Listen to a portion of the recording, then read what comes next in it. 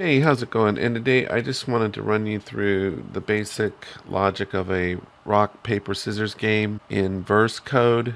And this is an Unreal editor for Fortnite as well. What this looks like, I don't have this completely set up. I just wanted to show you the basic game logic and then I think you can figure it out from there. So what we get is we start the game and, we got rock, paper, scissors. Choose one. I only have it set up for rock to test this.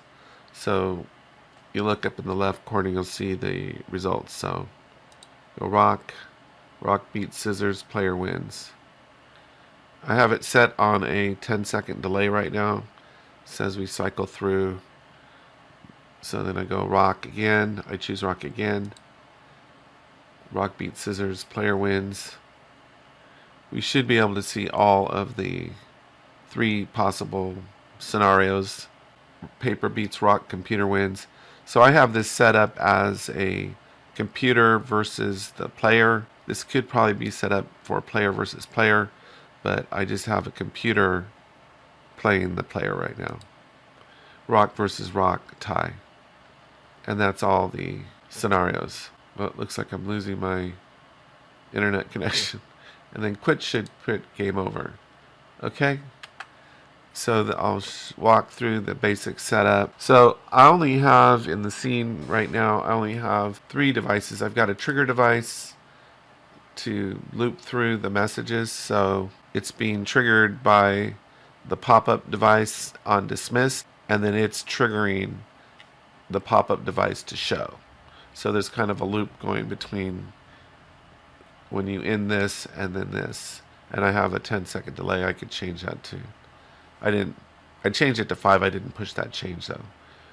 And then under the pop-up device, it spawns in on the player. And then I just have 4 buttons, rock, paper, scissors, and then the option to quit.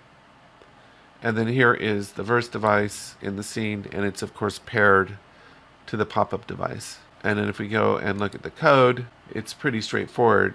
This is what's really interesting about verse, is that it's so tied into the devices, but then it opens up the whole world of basic computer logic and programming to create a game.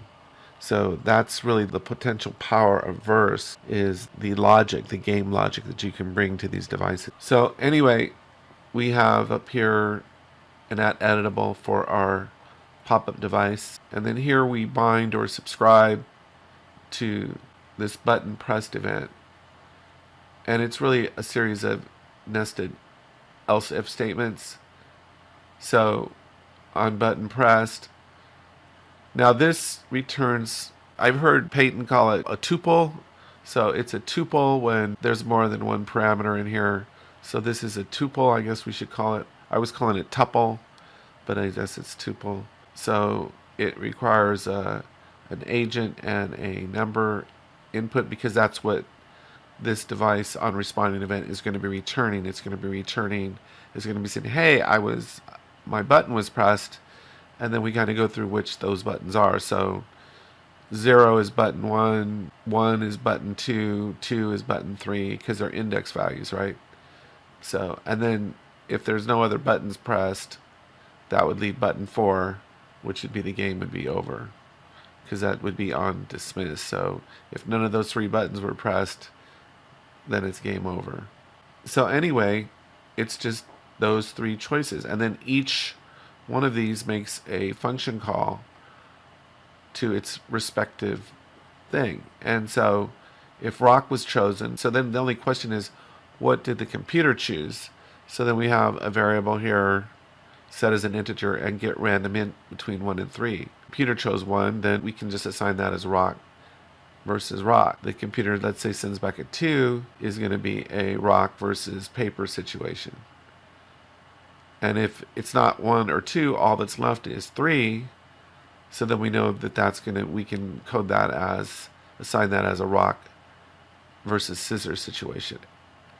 And then make a call to each of the potential scenarios. Now here I'm just doing print strings, but these would be calls to the HUD device, customized HUD devices. So you need HUD devices for all these messages.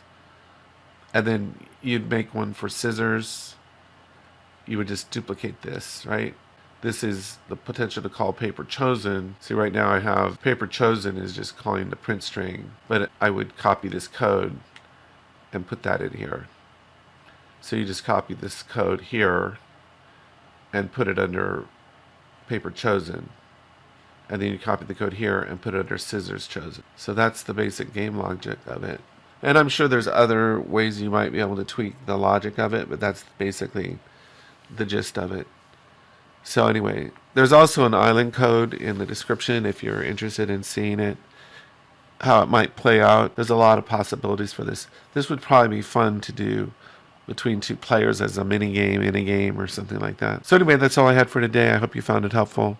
Take care, have a great day, and I'll talk to you next time.